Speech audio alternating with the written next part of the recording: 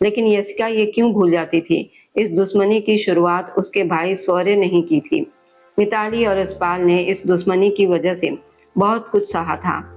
खैर यशपाल उन दोनों को गले मिलते हुए देखता रहा। कम से कम यशिका किसी से तो मुस्कुराकर मिलती थी। अगर आप मेरे साथ बैठोगे तो मैं खाना नहीं खाऊंगी। मिताली अचानक खड़ी हो गई थी।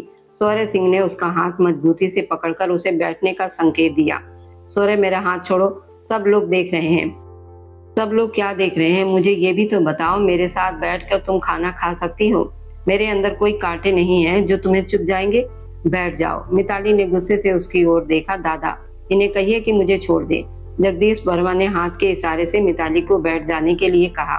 दादा की बात टालने की हिम्मत किसी में नहीं थी। मिताली मजबूरी में वापस बैठ गई। उसके चेहरे से साफ दिखाई दे रहा था कि वह बहुत गुस्से में है। भोजन के लिए बड़ा सा चौकोर लकड़ी का मेज सजाया गया था। उस पर पीतल की थालियां रखी थी। घर की महिलाएं सुंदर साड़ियों में थी और रसोई में गरम गरम भोजन की खुशबू आ रही थी। लेकिन उस समय वहां मौजूद किसी का ध्यान खाने पर नहीं था। सबकी निगाहें कभी शौर्य और मिताली पर जाती तो कभी यशपाल और यशिका पर। 5 साल पुरानी घटनाओं ने रिश्तों को इतना उलझा दिया था कि एक ही छत के नीचे बैठना भी सबके लिए आसान नहीं रह गया था।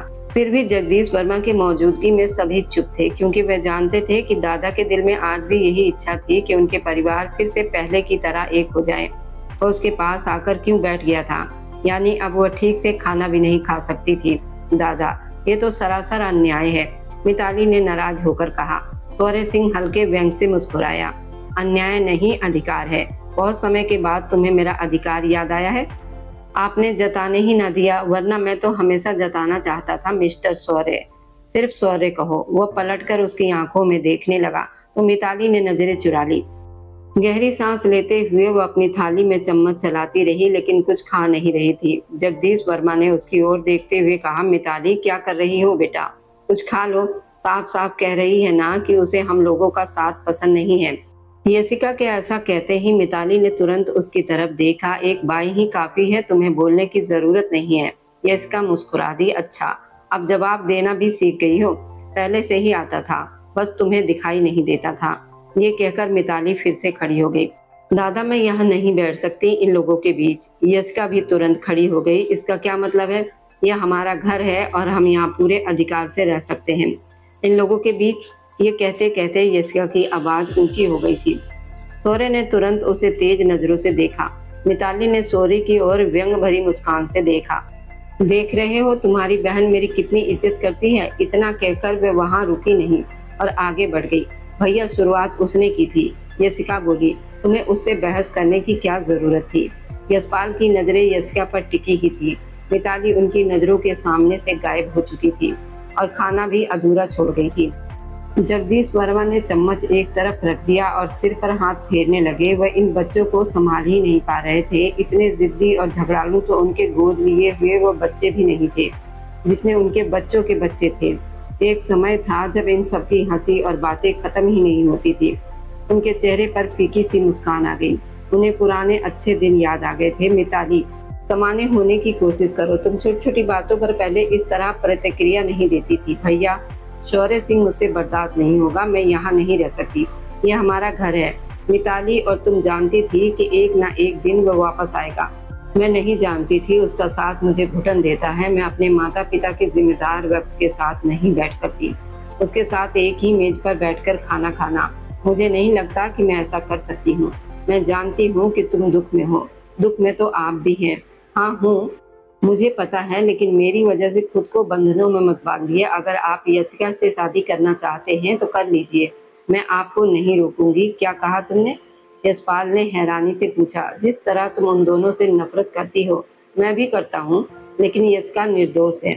यशपाल हल्का सा मुस्कुराया। मतलब मेरी बहन के अंदर भावनाएं अभी भी बाकी है। भैया, आप जानते हैं मैं बुरी नहीं हूँ, मैं जानता हूँ, लेकिन मैं ये नहीं कर सकता। मैं अपना फैसला ले चुका हूँ। तुम्हें भी अपने लिए जल्दी कोई फैसला लेना पड़ेगा। शायद आप सही कह रहे हैं। उधर ये एक बड़ी बैठक थी जहां मिताली अपनी प्रस्तुति और नए प्रोजेक्ट के बारे में विस्तार से समझा चुकी थी। पूरी प्रस्तुति के दौरान शौर्य उसे कई बार बीच में रोक चुका था। वह धोरे के साथ उसके हर सवाल का जवाब देती रही। बैठक खत्म होने के बाद जैसे ही बाकी कर्मचारी बाहर निकले, मिताली ने अपना कोट ठीक किया और सोरे की तरफ देखने लगी, जो अभी भी अपनी उंगलियों में पेन घुमा रहा था। आगे से मेरी किसी भी प्रस्तुति के दौरान मुझे बीच में रोकने की जरूरत नहीं है। सौर्य सिंह, मैं आपके साथ सम्मान से पेश नहीं आऊंगी। सौर्य मुस्कुराया और पेन को और तेजी से घुमाने लगा। मेरा सम्मान करना तो वैसे भी तुम्हारा कर्तव्य है, अब तुम करती नहीं हो वह अलग बात है। उसने आंखें गोल करते हुए कहा, मिस्टर सौर्य, मेरे साथ ज्यादा घुलने मिलने की कोशिश मत कीजिए। वह अपनी कुर्सी से उठा और उसकी ओर बढ़ने लगा। मिताली ने एक कदम पीछे लिया। सौर्य, रुकिए, क्या कर रहे हैं आप? लेकिन वह नहीं रुका। वह लगातार उसकी ओर बढ़ता रहा। पीछे हटते हुए मिताली दीवार से जा टकराई। सौर्य उसके सामने खड़ा हो गया और बोला, क्या कहा तुमने? सम्मान से पेश नहीं आओगी? जितनी नफरत तुम मुझसे करती हो उससे कई गुना ज्यादा नफरत मैं तुमसे करता हूँ मिताली गोयल, इसलिए ये मत समझना कि तुम मेरे लिए बहुत महत्वपूर्ण हो। उसने इशारे से उसकी ओर देखते हुए कहा, मैं तुम्हारे साथ वैसा ही व्यवहार करता हूँ जैसा किसी व्यावसायिक साझेदार के साथ किया जाता है। अगर तुम गलती करोगी तो तुम्हें सुधारना मेरा काम है। मैंने कोई गलती नहीं की और आप जानते हैं मैं अपने काम में बहुत अच्छी हूँ। हाँ बिल्कुल, वह मुस्कुराया, तुम अपने हर काम में बेहतरीन हो। मैंने कब कहा तुम अच्छी नहीं हो? बस कभी कभी बहुत अजीब व्यवहार करती हो। इतना कहकर वह उसे देखता रहा, जबकि मिताली की आंखों में गुस्सा, नाराजगी और अनकहे सवाल एक साथ दिखाई दे रहे थे। मिताली ने आंखें बंद कर ली और उसका हाथ झटक दिया। सौर्य प्लीज। क्यों? उसने धीमे स्वर में पूछा। मुझे आपका स्पर्श अच्छा नहीं लगता। सौर्य हल्का सा मुस्कुराया। तुम तो कभी इसी स्पर्श की आदी थी। मैंने कहा मुझसे दूर रहो। मिताली ने दोनों हाथों से उसे खुद से दूर कर दिया, लेकिन अगले ही पल सौर्य ने उसका हाथ पकड़कर उसे अपनी ओर खींच लिया। मिताली उसके सीने से जा लगी और सिर उठाकर उसकी आंखों में देखने लगी। सौर्य सिंह मुस्कुरा रहा था। उसकी गहरी भूरी आंखों में मिताली जैसे खो गई थी। बहुत सी पुरानी भावनाएं जिन्हें वर्षों से दबाने की कोशिश कर रही थी, फिर से उसके सामने आ खड़ी हुई थी। मिताली की आंखों में आंसू भर आए। उसने तुरंत सिर झुका लिया, जैसे अपने आंसुओं को छिपाना चाहती हो, लेकिन सौर्य ने उसके चेहरे को हल्के से ऊपर उठाया। क्यों छिपा रही हो? यहाँ से चले जाइए। उसने चेहरा दूसरी ओर मोड़ लिया, खुद को उससे दूर करते हुए गहरी सांस ली। मेरे साथ इतनी सहजता से बात मत कीजिए। ये कहकर वह तेजी से कार्यालय से बाहर निकल गई। सौर्य उसके पीछे हल्की व्यंग भरी मुस्कान के साथ खड़ा रह गया। कार्यालय लगभग खाली हो चुका था। जी मैडम, सब लोग जा चुके हैं, कर्मचारी ने जवाब दिया। बस मालिक अभी भी अंदर है। कौन से मालिक? मिताली को लगा कि वह शायद यशपाल की बात कर रहा होगा। सौर्य सर अंदर हैं। और बाकी कर्मचारी? मैडम, बाकी सभी जा चुके हैं। हाँ, दीपाली मैडम अभी तक नहीं गई हैं। वो क्या कर रही है? वह अभी भी सौर्य सर के केबिन में है। जब से वो सर वापस आए हैं अक्सर उनके साथ ही दिखाई देती है। अनचाहे ही मिताली की मुट्ठियां भिज गई। वह अपना हैंड बैग उठाकर अपने केबिन से बाहर निकल आई। सौर्य के केबिन के सामने से गुजरते हुए उसे अंदर से हंसी और बातचीत की आवाजें सुनाई दी। मिताली की आंखें सिकुड़ गई। बड़ा आया पेशावर बनने वाला। वो मन ही मन बुदबुदाई और गहरी सांस लेते हुए कार्यालय से बाहर निकल गई। उधर सौर्य सिंह अपनी मां कविता सिंह के कमरे में दाखिल हुआ। कविता सिंह उसे देखती खड़ी हो गई। मेरे बच्चे, मुझसे दूर रहिए, मुझे अपना बेटा मत कहिए। शौर्य की आवाज भर गई थी। मैं वापस तो आ गया हूँ, लेकिन आपके लिए नहीं आया। मैं अपने रिश्तों के लिए लौटा हूँ। मैं कभी कहता नहीं आपसे, महसूस भी नहीं होने देता, लेकिन मैं आपसे बहुत नाराज हूँ। मैं सारी जिंदगी राधे श्याम अंकल से नफरत करता रहा। वो मेरे बड़े अंकल थे, पिता के समान थे। आपने कभी मुझे सच्चाई बताने की हिम्मत नहीं की और ना ही उन्होंने बताई। उन्होंने हमेशा आपकी इज्जत बचाए रखी और मैं आंख मूंद कर उनसे नफरत करता रहा। इसके बावजूद उन्होंने मेरी हर इच्छा पूरी की। एक पिता के लिए उसकी बेटी सबसे अनमोल होती है। मैं मिताली से प्रेम करता था। उन्होंने मेरी शादी मिताली से करवा दी, फिर भी मैं उन्हें नफरत करता रहा। मिताली मुझे लाख समझाती थी कि उनके पिताजी बुरे नहीं हैं। जरूर कोई ऐसी बात है जो बड़े लोग हमसे छिपा रहे हैं, लेकिन मैं नहीं सुनता था। मैंने वही माना जो मैंने अपनी आंखों से देखा। वे लोग कुछ नहीं बताते थे, लेकिन आप तो बता सकती थी। आखिर क्या हुआ था? आपने भी नहीं बताया। मैं जानता हूँ कि आपके लिए अपने बच्चे को अपने अतीत की सच्चाई बताना आसान नहीं था, लेकिन माँ मुझ पर थोड़ा रहम कर लेती। आप जानती थी कि मैं आपका बेटा हूँ। मैं भी वही गलती करूँगा जो आपने की थी। मुझसे गलती हुई, लेकिन 5 साल पहले जो हुआ वो मैं नहीं चाहता था। वह एक दुर्घटना थी और उस दुर्घटना की सजा मुझे कैसे मिली ये आप जानती हैं। मैं मिताली गोयल को खोकर जी रहा हूँ। उसे लगता है कि मैं उसे प्रेम नहीं करता, उसे नफरत करता हूँ। हाँ, मेरा अहंकार बहुत बड़ा है। मैं उसे यही दिखाता हूँ कि मैं उसे नफरत करता हूँ। लेकिन अगर मेरे दिल से पूछिए माँ, तो जगदीश दादा बिल्कुल सही कहते हैं। मैं आज भी उसे बहुत प्रेम करता हूँ। बोलते बोलते उसकी आवाज कांप गई, गला भर आया था, आंखों से आंसू बह निकले। माँ, मैं उसे बहुत चाहता हूँ। कविता सिंह की आंखें भी भर आई। मेरे बच्चे, मुझे माफ कर दो। मैं क्या करती, मुझसे गलती हुई थी। मैं खुद को नफरत के योग्य समझती थी, इसलिए लोगों की नाराजगी सहती रहती। लेकिन मैं कभी अपने बच्चों को सच्चाई नहीं बता पाई। तुमने जो देखा उसी के साथ बड़े हुए और उसी वजह से नफरत करने लगे।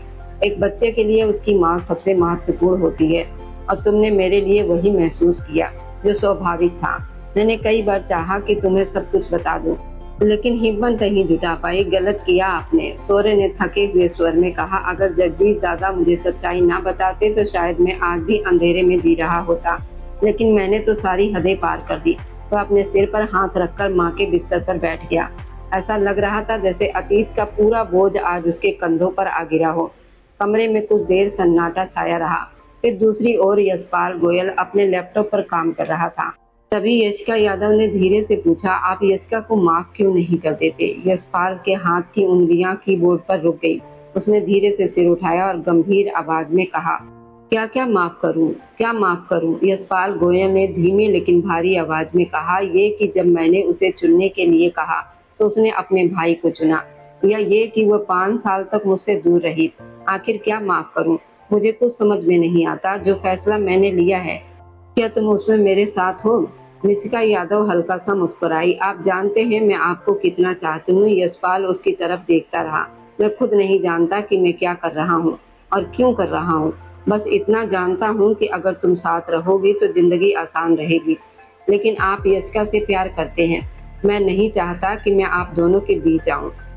वो मेरी सबसे अच्छी दोस्त है। यशपाल मुस्कुराया। थी, वह हम दोनों को छोड़कर चली गई थी। अपने भाई को अकेला कैसे छोड़ती? निष्का ने धीरे से कहा, तो क्या वह अपनी माँ को भी नहीं छोड़कर गई थी? क्या उसका भाई हम सबसे ज्यादा जरूरी था? निष्का ने नजरें झुका ली। दरवाजे के बाहर खड़ी यशिका ये सारी बातें सुन चुकी थी। उसका चेहरा सफेद पड़ गया था। क्या यशपाल सचमुच निष्का से शादी सिर्फ उसे सजा देने के लिए करना चाहता था? क्या उसे कोई और नहीं मिला था कि वह उसी के सामने किसी और से शादी करने का फैसला करे? यशिका की आंखों में आंसू भर आए। उसका हाथ अन्यास अपने दिल पर चला गया। तभी उसकी नजर जगदीश वर्मा पर पड़ी, जो दूर खड़े उसे ही देख रहे थे।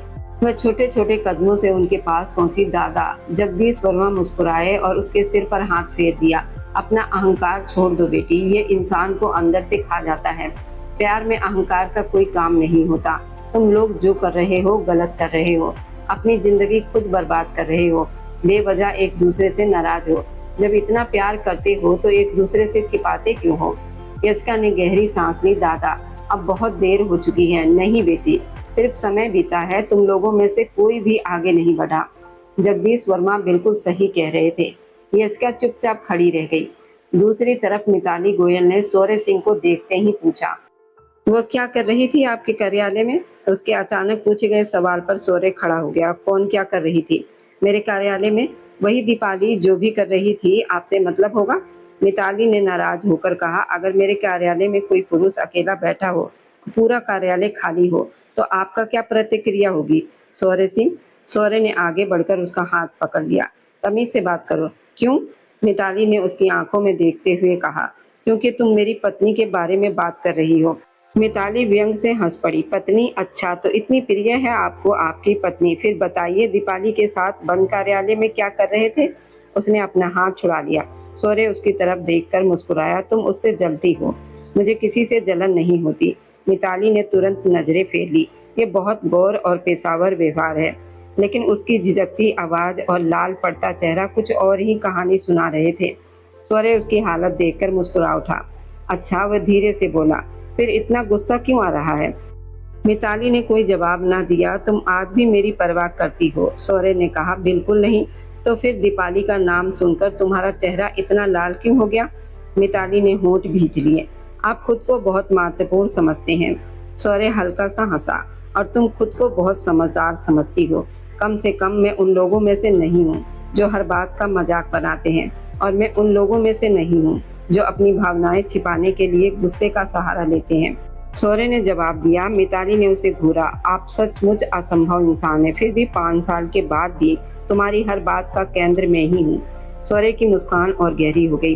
मिताली कुछ पल उसे देखती रही, फिर गुस्से में मुड़ी और वहां से चली गई। लेकिन उसके जाते हुए कदमों को देखकर सौर्य के चेहरे की मुस्कान धीरे धीरे फीकी पड़ गई। मैं जानता था कि गुस्से और शिकायतों और गलतफहमियों की इस दीवार के पीछे आज भी वही मिताली छिपी हुई है, जिसे उसने कभी पूरे दिल से प्यार किया था। बिल्कुल ऐसा ही है, मैं भी तो एक साधारण आदमी ही हूँ। सौर्य सिंह बिना मिताली के तरफ मुड़े बोला। बहुत अच्छा, मैं भी देखती हूँ कौन है जिसे आप मेरे मुकाबले में खड़ा करते हैं। ये कहती हुई मिताली गुस्से में पैर पटकती हुई कमरे से बाहर निकल गई और उसके जाते ही सौर्य हंस पड़ा। मैं अंदर आ सकती हूँ? वह अपनी रॉकिंग चेयर पर बैठा हुआ था। आवाज सुनते ही खड़ा हो गया। ये आवाज उसके लिए अनजान नहीं थी, यशिका सिंह की आवाज थी। उसे इतनी रात को अपने कमरे में देखकर वह कुछ पल के लिए ठिठक गया। तुम यहाँ क्या कर रही हो? मुझे आपसे बात करनी है। उसकी आवाज कांप रही थी। यशपाल गोयल धीरे धीरे उसके सामने आकर खड़ा हो गया। क्या चाहिए तुम्हें? आप किसी और से शादी नहीं कर सकते। यशपाल मुस्कुराया। क्यों नहीं कर सकता? कर सकता हूँ। मैं तुम्हारे बंधन में तो नहीं हूँ कि तुम मना करोगी और मैं शादी नहीं करूँगा। मेरे प्यार के बंधन में तो हो ना। सारे वादे नहीं भूल सकते। आपने कहा था कि मेरी जगह किसी और को नहीं दोगे। यशपाल हंस पड़ा। जब मैंने तुम्हें रोका था तब तुम क्यों नहीं रुकी थी? यशपाल वह आगे बढ़ी और उसका कॉलर पकड़ लिया। मैंने कहा ना कि मेरी जगह किसी और को नहीं दोगे। वह मुस्कुराया। लेकिन अगर मैं कहूँ कि मैं तुम्हारी जगह किसी और को दे चुका हूँ तब क्या करोगी? मर जाऊंगी। यशिका ने उसके दोनों बाजू पकड़ लिए। क्या मेरे अंतिम संस्कार को देखने का साहस है तुम्हें? यशपाल 2 कदम पीछे हट गया। यशिका, ये कैसी बातें कर रही हो? उसका पूरा अस्तित्व जैसे हिल गया था। मैं मजाक नहीं कर रही, साफ साफ बता दो मुझे। अगर मेरे जाने का दुख सह सकते हो तो जाओ, जिसे शादी करनी है कर लो। अगर नहीं सह सकते तो मेरे प्यार को इस तरह मत रुलाओ। मैं सच में टूट जाऊंगी। मैं तुम्हें किसी और के साथ नहीं देख सकती। वह मुड़ गई। यशपाल ने तुरंत उसका हाथ पकड़ लिया। मैं उसकी सिसकियां साफ सुन सकता था। तो फिर मुझसे शादी कर लो। उसके ये शब्द कमरे की खामोशी को चीरते हुए गूंजे। यशिका की सांसें तेज हो गई। भैया, शौर्य भैया नहीं मानेंगे। यशपाल हल्का सा मुस्कुराया। मतलब आज भी तुम्हारे लिए तुम्हारा भाई मुझसे ज्यादा जरूरी है और आज भी तुम उसी को चुन रही हो? उसने उसका हाथ छोड़ दिया। तो जाओ, मेरे अंदर भी इतना साहस है कि मैं एक मरे हुए रिश्ते को हमेशा के लिए विदा कर दूं। जिस तरह तुम बार बार मुझे तोड़कर चली जाती हो, उसी तरह मैं भी तुम्हें अपने दिल से निकाल सकता हूँ। यशपाल नहीं जानता था कि उसके अंदर इतनी कठोर बातें कहने का साहस कहाँ से आया। लेकिन यशिका सब सुनती रही, जैसे सचमुच भीतर से मर गई हो। फिर उसके होठों पर फीकी मुस्कान आई। मुझे लगा था कि तुम मेरे बोलने का इंतजार करोगे, कि मैं कहूंगी कि इस बार मैं भैया को मना लूंगी। उसने अपनी आंखों से आंसू पूछे। लेकिन तुमने तो मुझे अपने दिल से ही निकाल दिया। अगर तुम्हारे अंदर सच में मुझे भूलने का साहस है तो मैं भी तुम्हें ये मौका देने की कोशिश करूंगी। ये कहकर वह रुकी नहीं और वहां से चली गई। यशपाल की सांसें तेज हो गई। वह ये क्या कह गया था? उसके अंदर इतना साहस कहाँ से आ गया था? उसने अपने माता पिता की मृत्यु का दुख सहा था और आज तक वह दर्द उसके दिल में था। फिर अपने प्यार को कैसे भुला सकता था? मैं वहीं घुटनों के बल बैठ गया।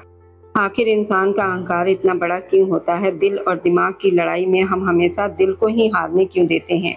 दूसरी तरफ मिताली गोयल कार्यालय में थी। जरा इधर आइए, उसने आवाज दी। दीपाली ने मुड़कर अपनी वरिष्ठ अधिकारी की तरफ देखा। जी मैडम, आपने मुझे बुलाया? हाँ, तुम्ही से बात कर रही हूँ ना। मेरे हिसाब से तुम्हारी ड्यूटी शाम 5:30 बजे खत्म हो जाती है। जी मैडम, ऐसा ही है। तो आजकल तुम 7 बजे तक कार्यालय में क्या करती रहती हो? उसके बोलने का अंदाज पूरी तरह जांच पड़ताल वाला था। मैडम, सर रुकने के लिए कह देते हैं, इसलिए रुक जाती हूँ। अच्छा, आजकल तुम उनके लिए बहुत समर्पित हो गई हो। मैं उनकी सहायक हूँ, इसलिए काम में मदद करनी पड़ती है। कार्यालय के समय में कर लिया करो। किसी के लिए जरूरत से ज्यादा मेहनत करने की जरूरत नहीं है। अपनी भी कोई अहमियत रखो। मैडम, मैं समझी नहीं। कुछ नहीं, अब जाओ। दीपाली उलझन में वहां से निकल गई। उसे समझ में नहीं आया कि मिताली उस पर नाराज क्यों हो रही थी। वह तो सिर्फ अपना काम कर रही थी। उधर मिताली कार्यालय का निरीक्षण करते हुए कर्मचारियों को जरूरी बातें समझा रही थी। अपने नेवी ब्लू सूट का बटन ठीक करते हुए उसने बाल एक तरफ किए। वह बेहद आकर्षक लग रही थी। और लोग अन्यास ही उसे देखकर रह जाते थे। तभी उसकी सुनहरी आंखें एक जगह जाकर ठहर गई। शौर्य सिंह भी शायद निरीक्षण पर निकला हुआ था और दीपाली हमेशा की तरह उसके आगे पीछे घूम रही थी। मिताली का चेहरा तुरंत सख्त हो गया, जबकि उसके दिल में उठती जलन को शायद वह खुद भी स्वीकार नहीं करना चाहती थी। दीपाली शौर्य सिंह की शर्ट पर गिरा हुआ दाग बड़े अधिकार से अपने हाथ से साफ कर रही थी। मिताली गोयल की मुट्ठियां अपने आप भिज गईं। उसे इतना गुस्सा आया कि उसके हाथ में मौजूद कॉफी का कप उसी के हाथ में टूट गया। कांच टूटने की तेज आवाज ने शौर्य और वहां मौजूद कई लोग उसकी तरफ देखने लगे। शौर्य जो एक फाइल में उलझा हुआ था, मिताली की तरफ देखते ही ठिठक गया, लेकिन अगले ही पल उसकी नजर मिताली के हाथ पर गई, जहां से खून तेजी से बह रहा था, फर्श पर टकरा रहा था। गुस्से में उसे एहसास ही नहीं हुआ था कि उसने कप को कितनी जोर से दबाया था। उस पल न फाइल महत्वपूर्ण रही, न काम, न कर्मचारी और न ही बाकी लोग। शौर्य वहां से तेजी से मिताली की तरफ बढ़ा, जैसे उसके अलावा दुनिया में कुछ भी जरूरी न हो। मिताली तक पहुंचते ही उसने तुरंत उसका हाथ पकड़ लिया। ये क्या किया तुमने? पूरा कार्यालय उन दोनों को देख रहा था, लेकिन मिताली चुप थी, बिल्कुल चुप। शौर्य जोर से कर्मचारियों को प्राथमिक उपचार का सामान लाने के लिए कह रहा था। उसने मिताली को कुर्सी पर बिठाया और खुद उसके सामने घुटनों के बल बैठ गया। बड़े ध्यान से उसके हाथ से खून साफ करने लगा और पट्टी बांधने लगा। वो बहुत परेशान दिखाई दे रहा था, उसके हाथ भी हल्के हल्के कांप रहे थे। मिताली बड़ी शांति से उसके चेहरे को देख रही थी। पट्टी बांधने के बाद शौर्य ने उसकी तरफ देखा, वह अब भी उसी में खोई हुई थी। शौर्य ने उसकी आंखों के सामने उंगलियां टकराई तो वो जैसे होश में आई। तुम ठीक हो? हाँ मैं बिल्कुल ठीक हूँ। वो अपना हाथ छुड़ाकर खड़ी हो गई। हाँ बिल्कुल ठीक हूँ। वह अपना हाथ छुड़ाकर खड़ी हो गई थी। धन्यवाद। वैसे मेरे लिए इतना करने की कोई जरूरत नहीं थी। तुम पागल हो गई हो मिताली? तुम्हें दिखाई नहीं देता क्या? कुछ नहीं हुआ, मैं बिल्कुल ठीक हूँ। इतना कहकर वह वहीं से फाइल उठाकर आगे बढ़ गई। शौर्य वहीं खड़ा टूटे हुए कप और फर्श पर गिरी खून की बूंदों को देखता रहा। मिताली नहीं जानती थी, लेकिन उसका बहा हुआ खून शौर्य अपने खून जैसा लगता था। दादा मैं अंदर आऊं? हाँ बेटी आ जाओ, जगदीश वर्मा ने मुस्कुराते हुए कहा, लेकिन अगले ही पल उनकी नजर उसके हाथ की पट्टी पर गई। यह हाथ को क्या हुआ? कुछ नहीं, मैं ठीक हूँ। मिताली उनके सामने बैठ गई। मैंने कुछ सोचा है, बताओ। क्या सोचा है? जगदीश वर्मा ने पूछा। मिताली ने गहरी सांस ली। मैं शादी का रिश्ता खत्म करना चाहती हूँ। जगदीश वर्मा अपनी रॉकिंग चेयर पर बैठने ही वाले थे, लेकिन उसके शब्द सुनकर वहीं रुक गए। क्या कहा तुमने? आपने सही सुना, मैं शादी का रिश्ता खत्म करना चाहती हूँ। तुम्हारा दिमाग ठीक है? उन्होंने हैरानी से पूछा। जिसे इतना प्यार करती हो, जिसके बिना जी नहीं सकती, उसी से रिश्ता तोड़ना चाहती हो? 5 सालों से उसके बिना जी रही हूँ, आगे भी जी लूंगी। दादा मैं खुद को आज़ाद करना चाहती हूँ। अगर वह किसी और के साथ अपनी जिंदगी आगे बढ़ाना चाहता है तो बढ़ा ले। क्या वह किसी और के साथ आगे बढ़ रहा है? पता नहीं, हो सकता है उसकी जिंदगी में कोई और हो। मेरी वजह से वो बंधा हुआ है। जगदीश वर्मा हल्का हंस पड़े। अगर उसे ये बात पता चल गई तो वह बहुत बुरा व्यवहार करेगा। वैसे भी मैं उससे नफरत करती हूँ। नहीं बेटी, मैं जानता हूँ कि तुम उससे नफरत नहीं करती। वह भी यही कहता है, लेकिन गलत कहता है। मिताली ने नजरें फेर ली। तुम दोनों किस चक्कर में पड़े हुए हो? जो हुआ वह एक दुर्घटना थी, लेकिन जो अब हो रहा है वो तुम दोनों अपनी गलतियों से कर रहे हो। जगदीश वर्मा की आवाज में दुख था। मैं किसका साथ दूं? तुम सब मुझे बहुत प्रिय हो। वह रोलिंग चेयर पर बैठ गए और बेहद उदास लग रहे थे। दादा प्लीज। मिताली घुटनों के बल उनके सामने बैठ गई। आप अपने पोते से कहिए कि आपकी लाडली को छोड़ दे। नहीं छोड़ेगा। जगदीश वर्मा मुस्कुरा दिए। वह खुद मिट जाएगा, लेकिन तुम्हें नहीं छोड़ेगा। मिताली भी हल्का सा हंस पड़ी। आप उसे इतना अच्छी तरह क्यों जानते हैं? जितना मैं तुम्हें जानता हूँ उससे कहीं ज्यादा मैं उसे भी जानता हूँ। वो जान दे देगा, लेकिन तुम्हारे साथ अपना रिश्ता खत्म नहीं करेगा। मिताली ने नजरें झुका ली। वह जानती थी कि दादा सच कह रहे हैं, फिर भी मैं उससे अलग होना चाहती हूँ। अगर इसके लिए मुझे अदालत जाना पड़ा तो मैं अदालत भी जाऊंगी। मतलब इस उम्र में तुम मुझे अदालतों के चक्कर लगवाओगी? जगदीश वर्मा ने बनावटी नाराजगी दिखाई। आपको मेरी वजह से परेशान होने की जरूरत नहीं है। मैं सब कुछ खुद संभाल लूंगी। मुझे पता है कि तुम आत्मनिर्भर हो और बहुत कुछ संभाल रही हो, लेकिन शादी का रिश्ता कोई मजाक नहीं होता। तुम्हारे पिताजी जिंदा होते तो कभी ऐसा नहीं होने देते। मिताली की आंखें भर आई। अगर पिताजी जिंदा होते तो ये दिन ही नहीं आता। इतना कहकर वह उठ खड़ी हुई। जगदीश वर्मा की आंखों में भी आंसू आ गए। उन्हें राधे श्याम गोयल बहुत याद आ रहे थे। जिस तरह उन्होंने पूरे परिवार को एकजुट रखा था। उनकी मृत्यु के बाद सब कुछ बिखर गया था। उधर मिस्का यादव यशपाल गोयल के सामने खड़ी थी। ये आपने क्या किया भैया? उसने दुखी स्वर में पूछा। आप यशिका को और खुद को इतनी तकलीफ क्यों दे रहे हैं? आप दोनों एक दूसरे से प्यार करते हैं, फिर भी एक दूसरे को खोने पर तुले हुए हैं। आखिर कब तक अपने दिल की बात छिपाते रहोगे? जानती हूँ हमारा दुख एक जैसा है। जिस तरह मैं शौर्य सिंह से नफरत करती हूँ, उसी तरह आप भी करते हैं, मगर इसमें यशिका की कोई गलती नहीं। आप कृपया यशिका को बीच में मत लाइए। वह आपकी दोस्त है। आप उससे शादी करके खुश तो रह लेंगे, मगर संतुष्ट नहीं होंगे, क्योंकि आप यशिका से प्यार करते हैं और वे आपसे। कैसी जिद है भैया! अगर मम्मी पापा जिंदा होते तो आप कभी ऐसा नहीं करते। अगर वह जिंदा होते तो ये नौबत ही नहीं आती। जब मिताली यशपाल से कहकर चुप हुई। वह भी कुछ देर पहले जगदीश वर्मा से यही कहकर आई थी कि अगर वे जिंदा होते तो अगर 5 साल पहले वह हादसा ना हुआ होता तो सब कुछ इस तरह बिखरा ना होता। उनके रिश्ते इस तरह आग में ना झुके जाते। मैं गलत नहीं कह रही भैया, संभल जाइए। जो आप कर रहे हैं वह गलत है। अच्छा, अब रो क्यों रही हो? बताओ मुझे। आप नहीं मानोगे। मैं मान जाऊंगा। तुमने मुझे मनाया ही कब है? जब मैं जा रहा था तब भी मैंने कहा था मेरे साथ मत चलो। यशपाल ने कहा था रुक जाओ तो रुक जाओ। अगर किसी का रिश्ता बच रहा है तो बचने दो, मगर तुमने तय कर लिया था कि तुम वहीं रहोगी जहाँ तुम्हारा भाई रहेगा। खैर, मैं तुम्हारे साथ हूँ। तुम्हें क्यों लगता है कि मैं तुम्हारे प्यार की राह का कांटा बनूंगा? मैं प्यार करने वालों को अलग कर ही नहीं सकता। मैं जानता हूँ किसी को चाहने में क्या गुजरती है और क्या क्या सहना पड़ता है। तुम्हें लगता है तुम्हारा भाई इतना कठोर हो सकता है? नहीं लगता भैया। वह रो रही थी। उसे बोलो कि मैं खुद तुम दोनों की शादी करवाने के लिए तैयार हूँ। मुझे कोई आपत्ति नहीं। वह अपने भाई का चेहरा देखने लगी। आप सच कह रहे हैं? बिल्कुल सच। वह अपनी बहन के सिर पर हाथ रख चुका था। मैं नहीं चाहता कि हम सबके बीच की नफरत और बढ़े। ये बीज मैंने बोया था बचपन से। अब मैं इसे खत्म करना चाहता हूँ। मुझे अपनी पत्नी के दिल से नफरत कैसे निकालनी है ये मैं जानता हूँ। मैं धीरे धीरे उसे समझा लूंगा। वो मेरे साथ ठीक हो जाएगी। मगर बाकी रिश्ते जो मेरी वजह से बिखरे हैं उन्हें समेटना होगा। समझ रही हो ना मेरी बात? आप ठीक कहते हैं भैया, मगर वह कहता है कि मुझे मिटा देने का हौसला रखता है। शौर्य मुस्कुराया। प्यार में जब अहंकार बीच में आ जाए तो अपने प्रिय की बातों का बुरा नहीं मानते, क्योंकि अक्सर हम भी बहुत कुछ ऐसा ही कह जाते हैं जो उन्हें बुरा लगता होगा। इन 5 सालों में तुमने क्या नहीं कहा उसे, और उसने सब कुछ भुला दिया। तुम भी कुछ बातें भूल जाओ। मिताली भी मुझे क्या क्या नहीं सुनाती, मगर मैं सुन लेता हूँ, क्योंकि वो मेरी अपनी है। और जो लोग आपके दिल के करीब होते हैं ना, उनकी बातें दिल में नहीं रखी जाती। क्या सोच रही हो? वह कहती है कि वो मर जाएगी। तुम क्या चाहती हो? वो मर जाए? मिस्का की तरह उसने सवाल किया। मैं उसे मरता हुआ नहीं देख सकता। तो फिर उसे थाम लो। तुम्हारा दिल उसे कभी टूटने नहीं देगा। मिस्का वो मुस्कुराई और खड़ी हो गई। उसने यशपाल का हाथ थाम लिया। हम दोस्त हैं और दोस्त ही रहेंगे। मैंने कहा ना, मैं तुम दोनों के बीच में नहीं आ सकती। कैसी दोस्ती होगी मेरी अगर मैं अपनी ही सबसे अच्छी दोस्त की खुशियाँ छीन लूं? तुम जानते हो यशका तुम्हारे लिए क्या है, और क्या तुम नहीं जानते कि वो मेरे लिए क्या है? यशपाल मुस्कुराया। उसकी आंखें भीग गई थी।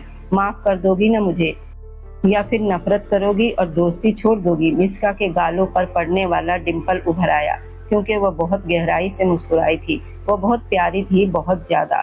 प्यार कठोरता का नाम नहीं होता। प्यार तो दिल बड़ा करने का नाम होता है। अगर हम तीनों की दोस्ती सच्ची है तो हम कभी अलग नहीं होंगे, चाहे कितना भी समय गुजर जाए, चाहे हमारे बीच कितनी भी गलतफहमियां क्यों ना आ जाए। अगर मेरा दिल जानता है, वह भी हम दोनों से उतना ही स्नेह करती है। हमारी दोस्ती से, हमारे उस रिश्ते से जो कहीं खो गया है, लेकिन जो तुम्हारे और उसके बीच है वह अलग है। वह बहुत खास है और कोई भी मिस्का उस एहसास के बीच नहीं आ सकती। क्या कह रहे हो? मेरा हाथ छोड़ो। नहीं छोड़ सकता आज, और अभी मेरे साथ चलो। और अगर ना चलूं तो? यशिका ने बनावटी गुस्से से कहा। देखो, कल की बात के बाद मैं बहुत परेशान रहा हूँ। चाह कर भी तुम्हें दुख नहीं दे सकता। कल जो कुछ हुआ उसके लिए मुझे माफ तो करना पड़ेगा। यशिका मुस्कुराई। यानी यशपाल गोयल माफी मांगने आए हैं? बिल्कुल। वह नजरें झुकाकर बोला तो वह और गहराई से मुस्कुरा दी। उसका हाथ अब भी उसके हाथ में था। अच्छा, कहाँ लेकर जा रहे हो मुझे? चुपचाप गाड़ी में बैठो। वो बैठ गई। पूरे रास्ते वे चुप रहा। फिर एक जगह गाड़ी रोककर नीचे उतरा। यशिका की तरफ का दरवाजा यशपाल खोल चुका था। यशिका ने अपना हाथ उसके हाथ में रखा और गाड़ी से उतरकर खड़ी हो गई। उसके सामने का दृश्य बेहद सुंदर था। चारों तरफ रंग बिरंगी झालरों की रोशनी जगमगा रही थी, फूलों की सजावट थी, हवा में ताजे फूलों की खुशबू घुली हुई थी। वह सुंदरता को देखकर फिर यशपाल की आंखों में देखने लगी। ये सब मेरे लिए? उसने भावुक होकर पूछा। बिल्कुल, ये सब सिर्फ मेरे प्यार के लिए। यशपाल उसके सामने घुटनों के बल बैठ गया। अपनी सारी गलतफहमियों के लिए माफी मांगते हुए, मैं तुम्हें अपनी जिंदगी में चाहता हूँ। मैं चाहता हूँ कि तुम मेरी जीवन साथी बनो, मेरी हर खुशी हर दुख की साथी बनो। क्या तुम मेरी जीवन संगनी बनोगी? यस्का की आंखें भर आई। वह भी उसके सामने घुटनों के बल बैठ गई। हाँ हाँ हाँ, वह रोते हुए 3 बार कह चुकी थी। झालरों की रोशनी में जैसे उनके शब्द भी चमक उठे थे। यशपाल की आंखें भी नम थी। दोनों एक दूसरे को गले लगाकर खड़े थे। उन्हें ऐसा लग रहा था जैसे वर्षों बाद उन्हें फिर से अपना प्यार मिल गया हो। जब नफरत, जिद और शिकायतें खत्म हो जाती हैं तो दिल में यही सुकून उतरता है। वे दोनों एक दूसरे की बाहों में वही सुकून महसूस कर रहे थे। यशपाल ने जेब से एक सुंदर हीरे की अंगूठी निकाली और यस्का की उंगली में पहना दी। आज से तुम सिर्फ मेरी हो। बहुत जल्द मैं पूरे हिंदू रीति रिवाजों के साथ अग्नि को साक्षी मानकर तुम्हारे साथ 7 फेरे लूंगा। तुम्हें अपनी पत्नी बनाऊंगा। यस्का की मुस्कान देखकर यशपाल का दिल और तेजी से धड़कने लगा। उसने बहुत प्यार से उसके माथे को चूम लिया। यस्का की आंखें झुक गई और उसके चेहरे पर गहरा सुकून फैल गया। जगदीश वर्मा दादा बहुत खुश थे। मुझे तो यकीन ही नहीं हो रहा। भगवान का लाख लाख धन्यवाद कि तुम दोनों को आखिर समझ आ ही गई, वरना मुझे तो अपनी लाठी उठानी पड़ती। उनकी बात सुनकर सब हंस पड़े। कविता सिंह ने दोनों की नजर उतारी, भगवान से उनकी खुशियों के लिए प्रार्थना की।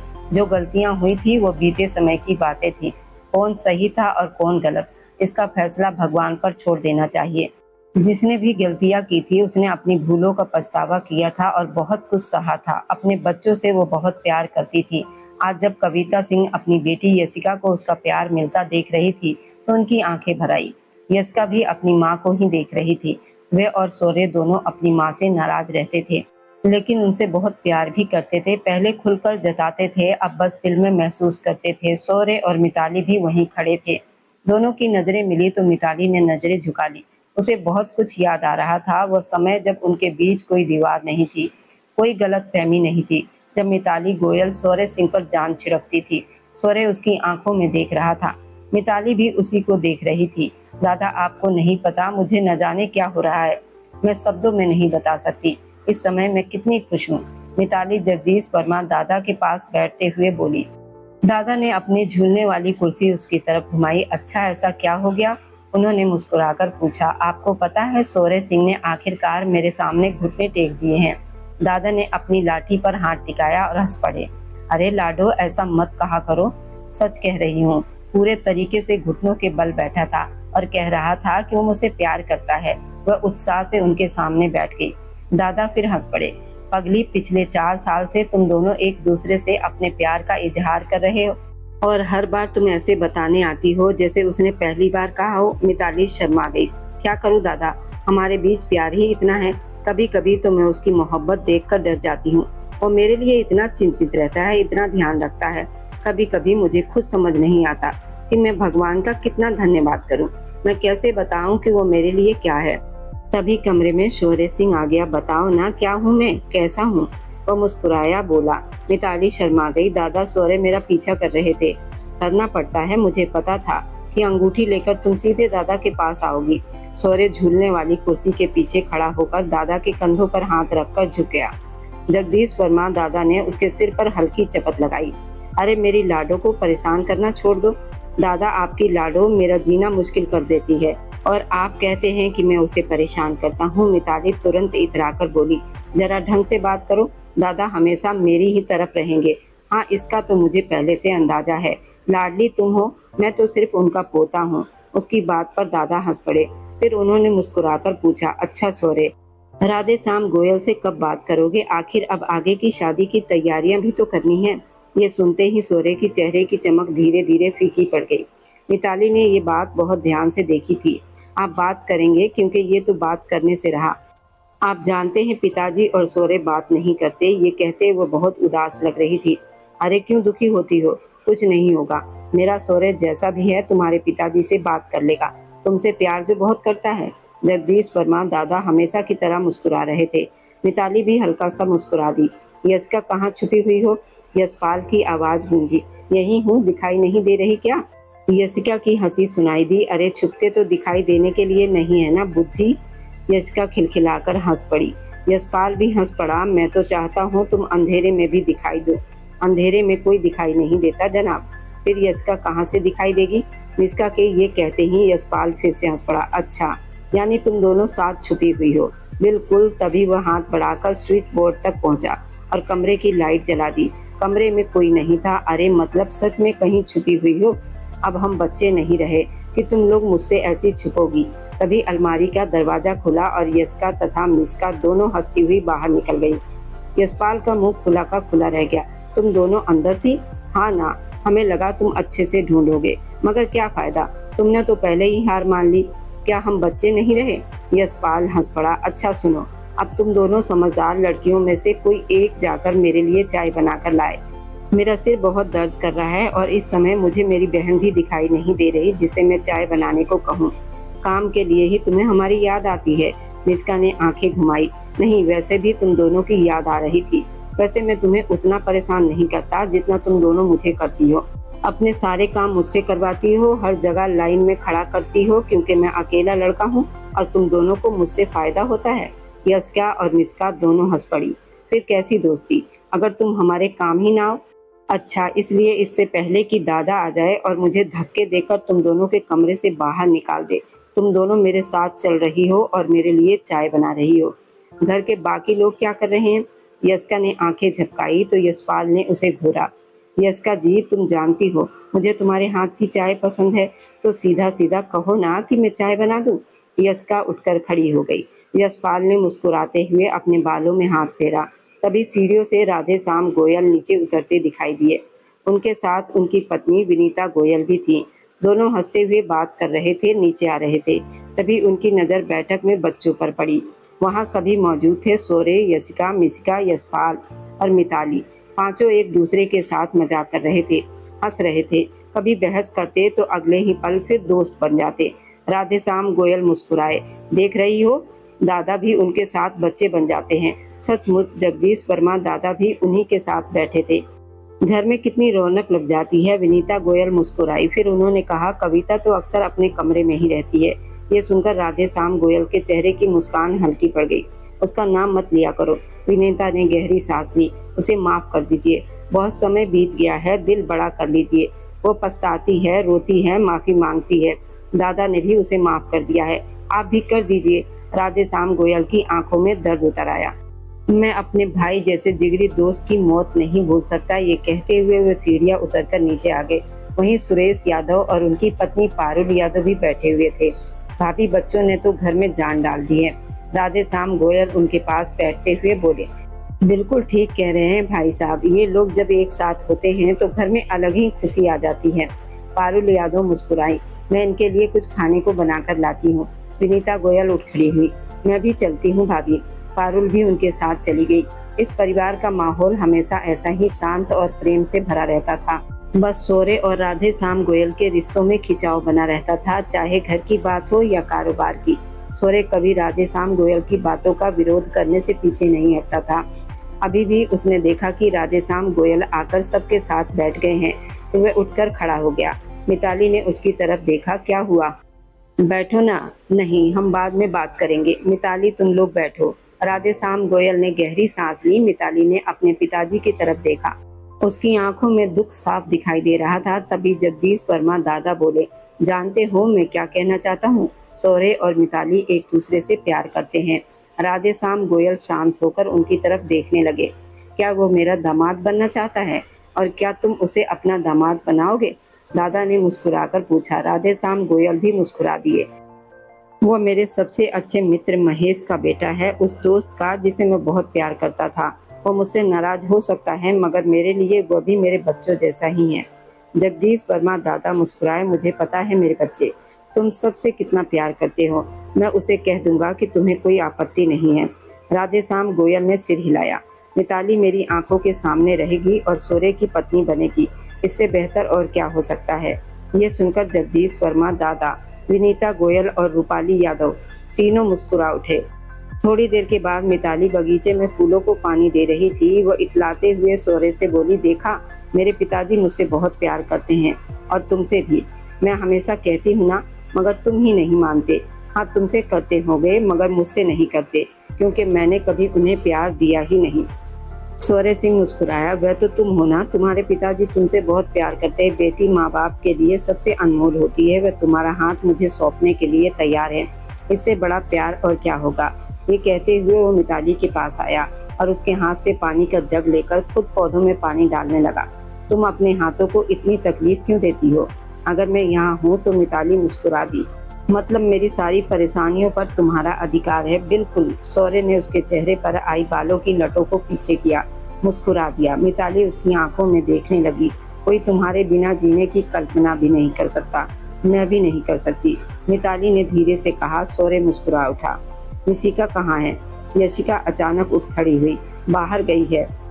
वह क्यों पूछ रही हो? यशपाल ने पूछा। पता नहीं, सुबह से दिखाई नहीं दी, इसलिए पूछ रही हूँ। हाँ, आज उसे काफी देर हो गई है। यशपाल यशिका के पास बैठ गया। वैसे मैं बहुत खुश हूँ। मिताली और भैया की बात पक्की हो गई है। हाँ, खुश तो मैं भी हूँ। अच्छा है, सौर्य के मन की कुछ नाराजगी कम होगी। मुझे नहीं लगता पूरी तरह कम होगी, लेकिन जब दो लोग एक दूसरे से प्यार करते हैं तो उन्हें मिल जाना चाहिए। ये बात तो तुमने बिल्कुल सही कही। यशपाल ने यशिका की उंगलियों में अपनी उंगलियां फंसा ली। यशिका उसकी आंखों में देखने लगी। कितना प्यार करते हो मुझसे? बहुत ज्यादा। मैं अंदाजा भी नहीं लगा सकता कि कितना। मैं भी नहीं बता सकती कि मैं कितना प्यार करती हूँ।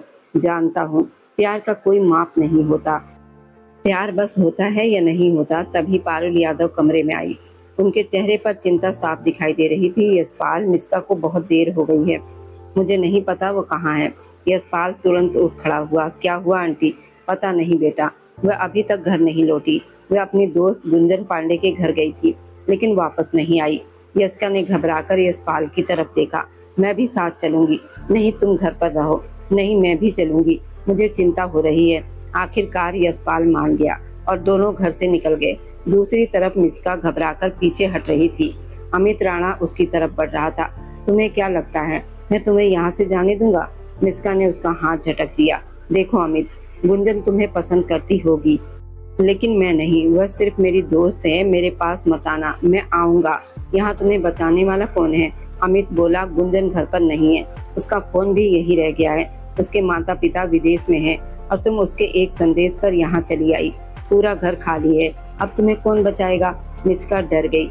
कृपा दूर रहे। उसी समय यशपाल यशिका गुंजन के घर पहुंच चुके थे। मुख्य दरवाजा अंदर से बंद था। यशिका को याद आया कि घर का एक पिछला दरवाजा भी है। दोनों तेजी से घर के पीछे पहुंचे। लगातार फोन मिलाए जा रहे थे, लेकिन कोई जवाब नहीं मिल रहा था। मिस्का का फोन भी नहीं उठ रहा था। पीछे का दरवाजा खुला हुआ था। दोनों अंदर घुसे और मिस्का को ढूंढने लगे। ऊपर की मंजिल से किसी की आवाज सुनाई दी। यशपाल ने यशिका को रुकने का इशारा किया। तुम यहीं रहो। नहीं, मैं भी साथ चलूंगी। नहीं, यहीं रुकना। यशपाल धीरे धीरे उस कमरे की तरफ बढ़ा जहां से आवाजें आ रही थी। उसने दरवाजा धक्का देकर खोला। अंदर का दृश्य देखकर उसका खून खौल उठा। मिस्का खुद को अमित से बचाने की कोशिश कर रही थी।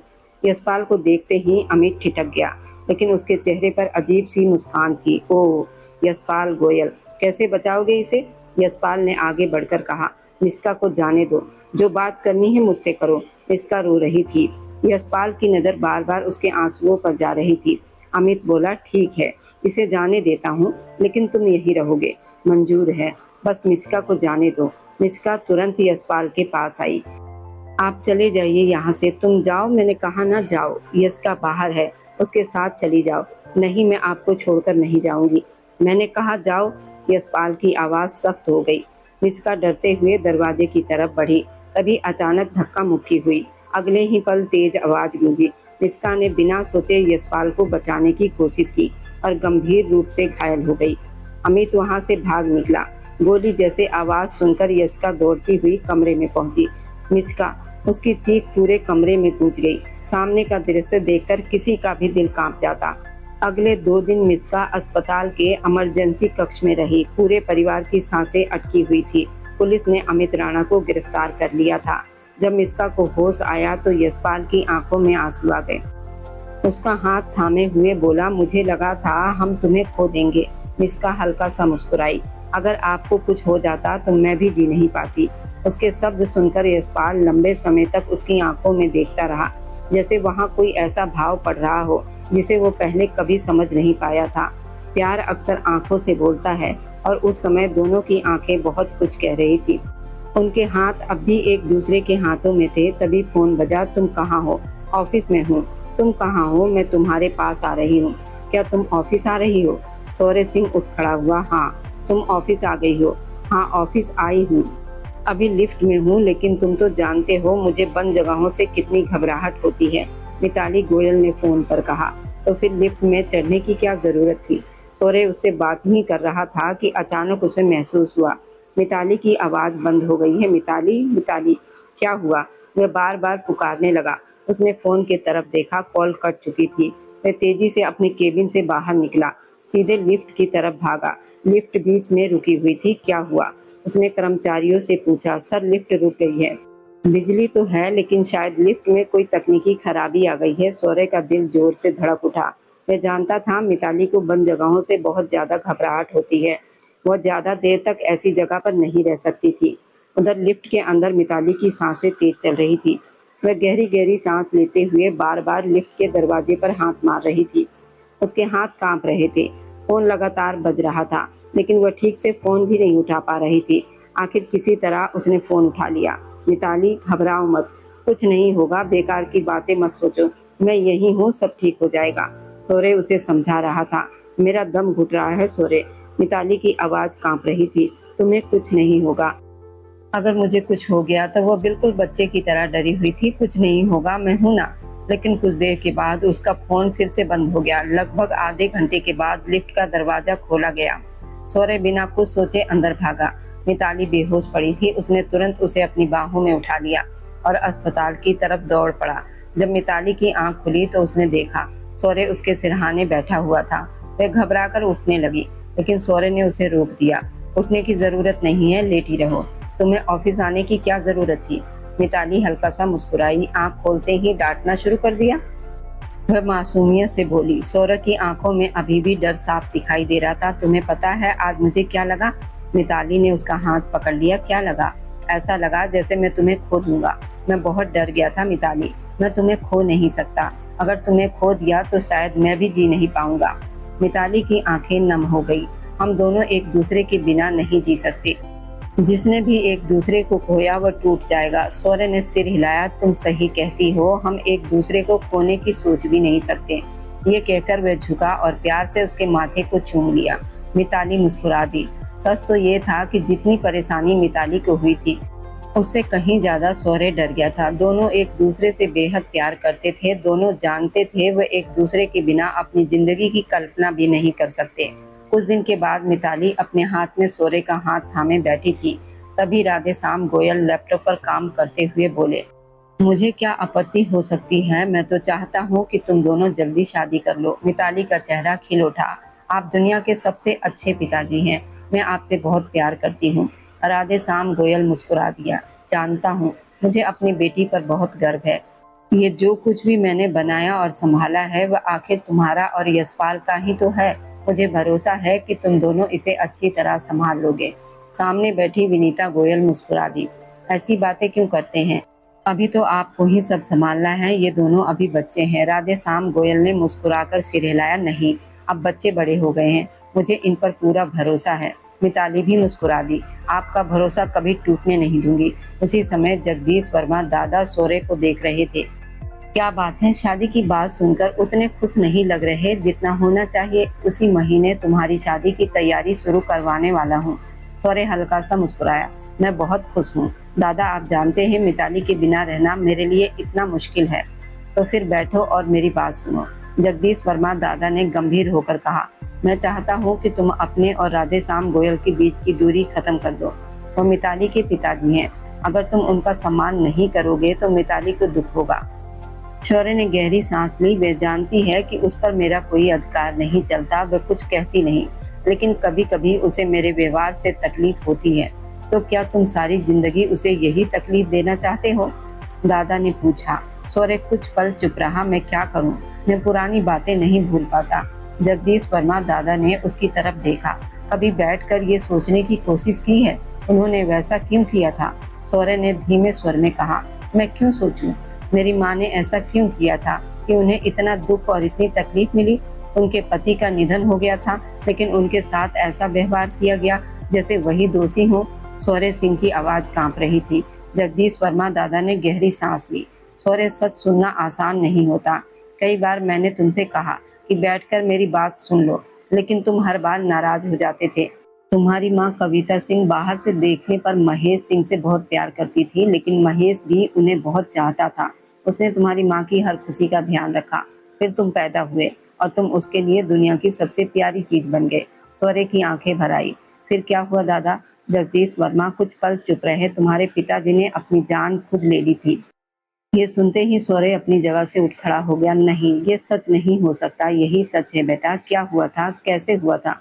उसकी पूरी सच्चाई शायद सिर्फ तुम्हारे पिताजी जानते थे, लेकिन उनके जाने के बाद राधे श्याम गोयल टूट गए थे। महेश सिंह उनके छोटे भाई जैसे थे और उनसे बहुत प्यार करते थे। उनके पास एक पत्र था। महेश सिंह छोड़ गए थे, लेकिन राधे श्याम ने वो किसी को नहीं दिखाया। उस घटना के बाद राधे श्याम के मन में कविता सिंह के लिए बहुत नाराजगी भर गई। उन्होंने सख्ती की दूरी बनाई, क्योंकि वे अपने दोस्त को भूल नहीं पाए। सौर्य की आंखों से आंसू बह निकले। मेरी माँ ऐसा नहीं कर सकती। नहीं दादा, ऐसा नहीं हो सकता। वो बुरी तरह कांप रहा था। जगदीश वर्मा ने उसके कंधे पर हाथ रखा। बेटा, जीवन में कई सच्चाइयां ऐसी होती हैं जो हमें पसंद नहीं आती, लेकिन उनसे भागा नहीं जा सकता। उधर यशपाल गोयल पिछले कुछ दिनों से मिस्का यादव से नजरें चुरा रहा था। अस्पताल वाले दिन उसकी आंखों में जो भाव उसने देखे थे वह उसके मन से निकल ही नहीं रहे थे। मिस्का हमेशा उसका ख्याल रखती थी, उसकी चिंता करती थी, उसकी हर छोटी बड़ी बात समझ जाती थी। यशपाल हमेशा यही सोचता रहा, वे सब उनकी गहरी दोस्ती की वजह से है। आखिर वे तीनों बचपन से सबसे अच्छे दोस्त थे, लेकिन उसे कभी समझ नहीं आया कि मिस्का उससे बचपन से प्यार करती थी। मिस्का सिंह और यशपाल अपने मन की बात कह देते थे। दोनों जानते थे कि वे एक दूसरे से प्यार करते हैं, लेकिन मिस्का ने कभी कुछ नहीं कहा। अस्पताल में उसके लिए गोली खाना और फिर उसकी आंखों में वह दर्द और प्यार, वह सब यशपाल के दिल में कहीं गहराई तक उतर गया था। मुझसे नजरें चुरा रहे हो ना? मिस्का ने मुस्कुराते हुए पूछा। नहीं तो, मेरी बहन की शादी है, घर में तैयारियां चल रही है, कल ही सारे कार्यक्रम शुरू होने वाले हैं। मैं बस उन्हीं कामों में व्यस्त हूँ। तुम्हें क्यों नजरअंदाज करूंगा? तुम तो मेरी सबसे अच्छी दोस्त हो, यशपाल ने कहा। मिस्का हल्का सा मुस्कुराई। हाँ जानती हूँ, मैं सिर्फ दोस्त हूँ। फिर वो आगे बढ़ी और उसने यशपाल का हाथ पकड़ लिया। मुझे नहीं पता तुम क्या महसूस करते हो, लेकिन मैं तुम्हारे लिए बहुत कुछ महसूस करती हूँ। शायद शब्दों में कभी नहीं कह पाई, लेकिन इतना जरूर जानती हूँ कि तुम्हारे लिए अपनी जान भी दे सकती हूँ। यशपाल की आंखें नम हो गई। उसने धीरे से अपना हाथ छुड़ाया। कुछ मत कहो मिस्का, बस चुप रहो। मिस्का मुस्कुराई। मैं तो हमेशा चुप ही रही हूँ और तुम्हारी खुशी मेरे लिए सबसे जरूरी है, हमेशा रहेगी। तुम कभी भी अपनी मोहब्बत के रास्ते में मुझे नहीं पाओगे। ये कहकर वह कमरे से बाहर चली गई। उसके शब्द यशपाल के कानों में देर तक गूंजते रहे। दूसरी तरफ मिताली गोयल अपनी हथेलियों पर लगी मेहंदी देख रही थी। अगले दिन उसकी और शौर्य सिंह की शादी थी। पूरे घर में खुशी का माहौल था। पूजा की सामग्री सजाई जा रही थी, मंडप तैयार हो रहा था, फूलों की सजावट हो रही थी और घर की महिलाएं सुंदर साड़ियों में शादी की तैयारियों में लगी थी। शौर्य उसके पास आकर खड़ा हो गया। बहुत सुंदर लग रही हो। मिताली मुस्कुरा दी। यहाँ क्यों आए हो? दादा ने शादी से पहले मिलने से मना किया है। कुछ नहीं होगा, आजकल बस अपने किए हुए कामों और अपनी गलतियों के बारे में सोचता रहता हूँ, शौर्य ने धीमे स्वर में कहा। कौन सी गलतियाँ? मिताली ने पूछा। पता नहीं, लेकिन अब बहुत सी बातें समझ में आने लगी है। मैंने देखा है कि तुम चाहती हो कि मैं माँ से ठीक से बात करूँ। हाँ, आखिर वह तुम्हारी माँ है, मिताली ने उसकी आंखों में देखते हुए कहा। कभी कभी दिल करता है सब छोड़कर कहीं दूर चला जाऊं। शौर्य बोला। अगर ऐसा सोचोगे तो मैं भी तुम्हें जाने नहीं दूंगी, मिताली ने तुरंत कहा। शौर्य हंस पड़ा। इतना प्यार करती हो? बहुत ज्यादा, उसने मुस्कुरा कर कहा। फिर उसने अपनी मेहंदी लगी हथेलियां दिखाई। कल अच्छी तरह देख लेना, कल तो तुम मेरी पत्नी बन जाओगी, फिर पूरा अधिकार होगा, देखना, शौर्य हंसते हुए कहा। मिताली शर्मा गई। दादा कहते हैं कि पति पत्नी का रिश्ता सबसे खास होता है, और तुम दादा की हर बात मानती हो? हाँ, क्योंकि मैं उनसे बहुत प्यार करती हूँ। मिताली ने कहा और फिर अपनी बाहें उसके गले में डाल दी। उस पल सौर्य के मन का सारा तनाव जैसे दूर हो गया। अगले दिन वैदिक मंत्रों, अग्नि के साथ फेरे, वरमाला और परिवार की शुभकामनाओं के बीच दोनों का विवाह संपन्न हुआ। मिताली अब सौर्य की पत्नी थी। अपने सच्चे प्रेम को पा लेना जीवन की सबसे बड़ी खुशियों में से एक होता है और आज सौर्य ये बात पूरे दिल से महसूस कर रहा था। लेकिन उसी खुशी के बीच उसके मन में एक बोझ भी था। जगदीश वर्मा दादा से सच्चाई जानने के बाद वह राधेश्याम गोयल से माफी मांगना चाहता था। इस समय उसकी माँ कविता सिंह उसके सामने खड़ी उसकी शादी की पोशाक ठीक कर रही थी। माँ, मैं आपसे नाराज नहीं हूँ, लेकिन दुखी जरूर हूँ। आपने मुझे सच्चाई क्यों नहीं बताई? मैंने सारी जिंदगी राधेश्याम अंकल से दूरी बनाए रखी, जबकि वो मुझसे इतना प्यार करते हैं, यशपाल से भी ज्यादा मुझे महत्व देते हैं, और मैं उनसे इसलिए नाराज रहा क्योंकि मुझे लगा कि उन्होंने आपके साथ गलत किया था। उसकी आवाज भर गई थी। कविता सिंह की आंखें भी आंसुओं से भर चुकी थी। बुरे थे, ये भी तो बताना चाहिए था ना। सौर्य सिंह की आवाज भर गई थी। कविता सिंह ने आगे बढ़कर अपने बेटे की आंखों से आंसू पोंछ दिए। आज के दिन तो मत रो बेटा, मुझे माफ कर दो, मैं सचमुच शर्मिंदा हूँ। तुम्हारे पिताजी महेश सिंह की मौत ने मुझे अंदर से तोड़ दिया था। मैंने उनका दिल दुखाया था। आज तक उसी दुखी के साथ जी रही हूँ। मुझसे बहुत बड़ी गलती हुई थी। मैं अपनी जिम्मेदारियों पर खरी नहीं उतर पाई। देखो, मैंने अपनी पूरी जिंदगी बदल दी। सौर्य ने अपनी माँ को देखा। वह हमेशा की तरह सादे सफेद रंग की साड़ी में थी। सच तो ये था कि उसने अपनी माँ को बहुत कम हंसते देखा था। वो ज्यादातर पूजा करती, भगवान के सामने हाथ जोड़कर बैठती और बहुत शांत रहती। उन्होंने कभी अपने लिए कुछ नहीं मांगा, कभी किसी से बहस नहीं की। जैसे अपने जीवन की गलती का बोझ वो हर दिन अपने साथ लेकर चल रही हो। हमेशा खुश रहो बेटा, तुम्हारा घर हमेशा बसा रहे। कविता सिंह ने कांपते हाथों से उसके सिर को छुआ। सौर्य ने धीरे से उनकी हथेलियां अपने चेहरे से हटा दी। उधर बारात विवाह स्थल के लिए निकलने वाली थी। मिताली गोयल को सीधे विवाह मंडप में पहुंचना था। कुछ देर पहले कविता सिंह और परिवार के बाकी लोग घर से निकल चुके थे। सौर्य सीढ़ियां उतरकर नीचे आया तो बैठक में बैठे राधेश्याम गोयल और विनीता गोयल की नजर उस पर पड़ी। वह हल्का सा मुस्कुराया। राधेश्याम गोयल भी मुस्कुरा दिए। वे आगे बढ़े और प्यार से उसकी नजर उतारी। बेटे जैसा दामाद मिला है मुझे, मैं बहुत खुश हूँ। सौर्य की आंखें फिर भर आई। मुझे माफ कर दीजिएगा ना। राधेश्याम ने उसके कंधे पर हाथ रखा। बहुत पहले ही माफ कर दिया था। मैं जानता हूँ वो तुम्हारी माँ है। मैं उनके मामले में सख्त रहा, लेकिन शायद अपने दोस्त महेश सिंह को भूल नहीं पाया। अब लगता है कि जो सजा उन्हें उनके जीवन में नहीं मिली, वह देने वाला मैं कौन होता हूँ। सौर्य ने सिर झुका लिया। आप अपनी जगह बिल्कुल सही थे। राधेश्याम मुस्कुराए। खैर, आज बहुत अच्छे लग रहे हो। फिर उन्होंने विनीता गोयल की तरफ देखा। आप गाड़ी में जाकर बैठिए, मैं अभी आता हूँ। विनीता मुस्कुराकर बाहर चली गई। सौर्य ने हैरानी से उनकी तरफ देखा। राधेश्याम ने जेब से एक पुराना लिफाफा निकाला। जगदीश वर्मा दादा ने बताया कि अब तुम सच्चाई जान चुके हो। मैं ये तुम्हें कभी नहीं देना चाहता था, क्योंकि वह तुम्हारे पिताजी की आखिरी निशानी है। मैं नहीं चाहता था कि तुम्हारी माँ तुम्हारी नजरों में गिर जाए, लेकिन अब ये तुम्हारी अमानत है। इसे आज मत पढ़ना, कल पढ़ लेना। ये जब मन करे तब पढ़ लेना। ये कहकर वो बाहर चले गए। सौर्य कई मिनट तक उस पत्र को देखता रहा, लेकिन खुद को रोक नहीं पाया। वह वहीं बैठ गया और पत्र खोलकर पढ़ने लगा। जैसे जैसे वह शब्द पढ़ता गया, उसे अपने पिताजी महेश सिंह का दर्द महसूस होने लगा। कुछ शब्द धुंधले थे, जैसे लिखते समय हाथ कांप गए हों, आंसू कागज पर गिर पड़े हों। अपने टूटे दिल की पीड़ा लिखते हुए उन्होंने कितना सहा होगा, ये सौर्य पहली बार समझ पा रहा था। उसका सीना भारी होने लगा। उसे लग रहा था जैसे सांस लेना मुश्किल हो रहा हो। कुछ देर के बाद वह गाड़ी में जाकर बैठ गया। इंजन चालू कर दिया। राधेश्याम गोयल को उसका चेहरा ठीक नहीं लगा। बेटा, सब ठीक है ना?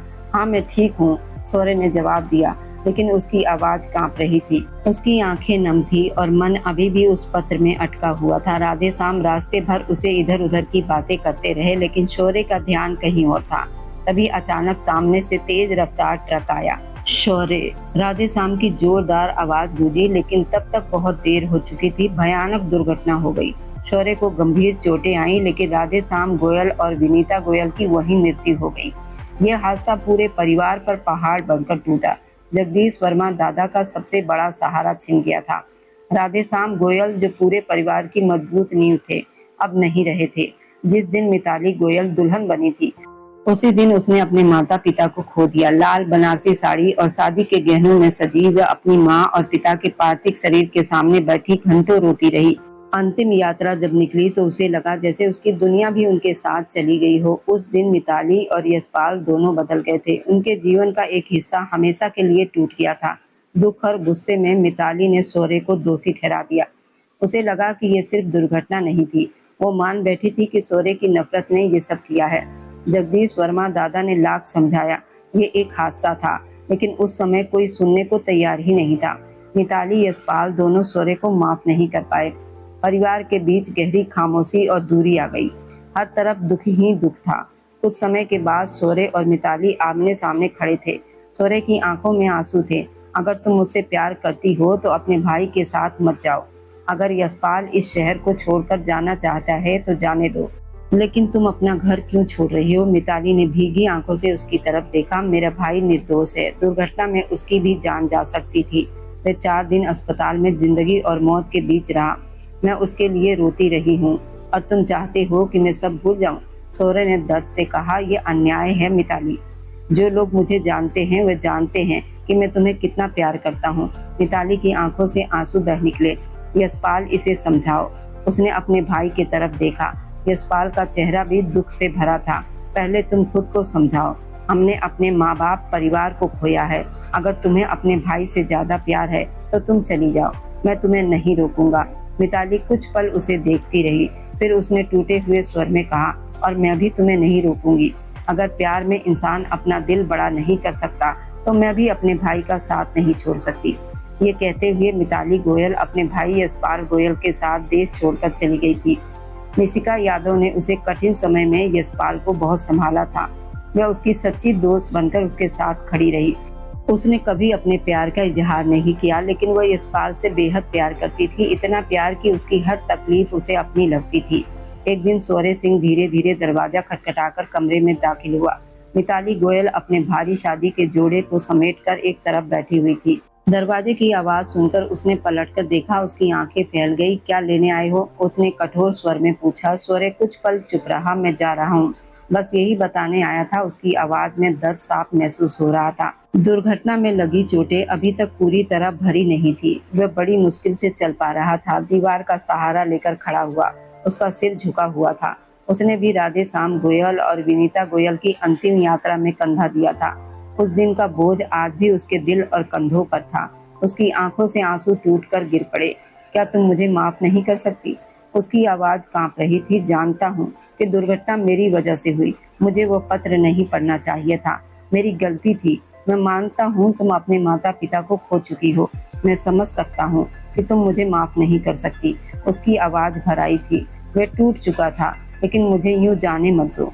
मैं और तुम एक दूसरे के बिना नहीं रह सकते। मिताली ने तुरंत अपना चेहरा दूसरी तरफ घुमा लिया। उसके दिल में अब भी शौर्य के लिए वही प्यार था, लेकिन दुख और गुस्से ने उस प्यार को जैसे जकड़ लिया था। वह बुखार से तप रही थी। उसके माता पिता को गुजरे अभी 1 हफ्ता भी नहीं हुआ था। उसकी सांसें तेज चल रही थी। शौर्य धीरे धीरे उसकी तरफ बढ़ा, लेकिन मिताली ने हाथ उठाकर उसे रोक दिया। मेरे पास आने की कोशिश मत करना। अगर तुम मेरे पास आए तो मैं अपनी जान दे दूंगी। चले जाओ यहाँ से। शौर्य ने अपनी आंखें बंद कर ली, जैसे किसी ने उसके दिल को फिर से तोड़ दिया हो। उसने दीवार का सहारा लिया। छोटे छोटे कदमों से वापस मुड़ गया। धीरे धीरे कमरे से बाहर चला गया। उसके जाते ही कमरे में मिताली के दबे स्वर में आती सिसकियां गूंजने लगी। वह रो रही थी, क्योंकि वो उससे नफरत नहीं करती थी। वह उससे उतना ही प्यार करती थी जितना पहले करती थी, लेकिन अपने माता पिता की याद और उस दर्द से बाहर नहीं निकल पा रही थी। इन सभी रिश्तों की डोर बहुत अजीब थी। जगदीश वर्मा दादा द्वारा पाले गए इन परिवारों के लोग एक दूसरे से इतने गहराई से जुड़े थे। एक का दुख सबका दुख बन जाता था। सब बिखर गए थे, लेकिन कहीं न कहीं उम्मीद थी समय के साथ बाकी रिश्ते जुड़ जाएंगे। मगर आज सामने खड़े मिताली गोयल और शौर्य सिंह को देखकर यही सवाल उठता था, इन दोनों का क्या होगा? वे 2 लोग जो कभी एक दूसरे के बिना सांस लेने की कल्पना भी नहीं कर सकते थे, आज एक दूसरे से दूर खड़े थे।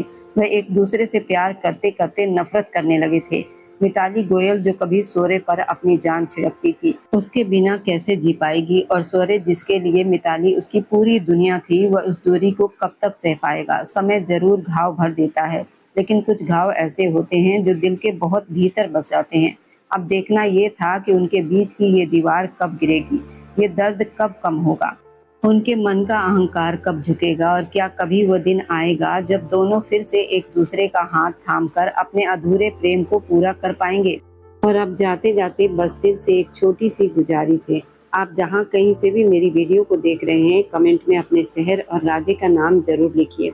आपके कमेंट मेरे लिए किसी अनमोल तोहफे से कम नहीं होते। और जो लोग अपना कीमती समय देकर मेरी कहानियों को देखते हैं, लाइक और शेयर करते हैं, उन सबका मैं दिल से धन्यवाद करती हूँ। अगर आज की कहानी ने आपके दिल को छुआ हो तो वीडियो को लाइक करें, अपने दोस्तों तक जरूर पहुंचाएं और हमारे इस छोटे से परिवार का हिस्सा बनने के लिए चैनल को सब्सक्राइब करना बिल्कुल न भूलें, क्योंकि आपका हर सब्सक्राइब मेरे लिए आपका प्यार और भरोसा है। फिर मिलेंगे एक नई भावनाओं से भरी कहानी के साथ। तब तक खुश रहिए, स्वस्थ रहिए,